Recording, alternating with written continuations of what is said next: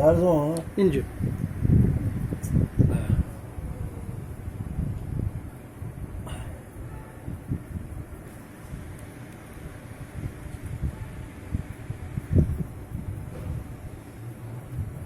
أعوذ بالله من الشيطان اللعين الرجيم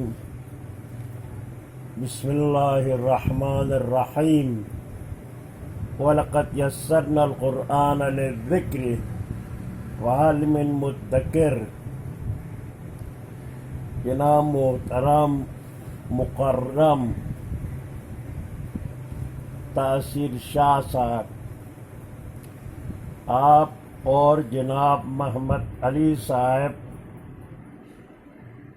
ایک شخص کے جملے متشابہ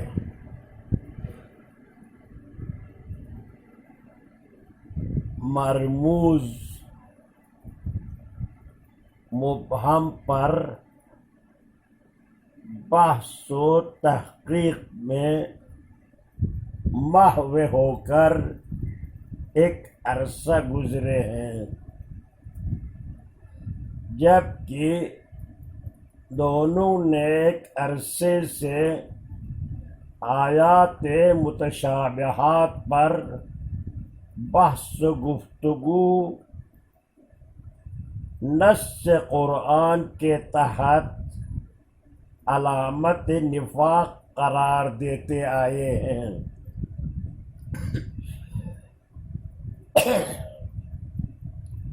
جہاں خالق متعال کی آیات متشابہات پر بحث ممنوع ہو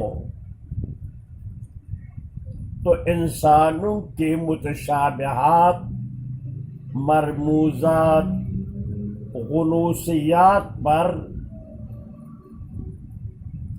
جواز کہاں سے آئی ہے؟ سورہ نمل کی اس آیت کریمہ میں بحث یہ تھی وَمَنْ عِنْدَهُ عِلْمٌ مِّنَ الْكِتَابِ،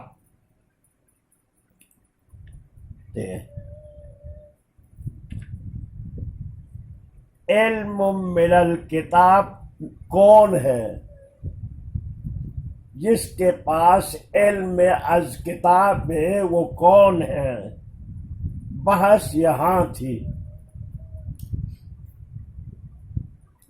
بحث یہ نہیں تھے یہ علم کون سی علم ہے، آپ اس میں پڑ گئے ہیں یہ علم کون سی علم ہے۔ آیات میں موجود کلمات اور آیات کے سیاق و سباق سے ہٹ کر بحث کرنا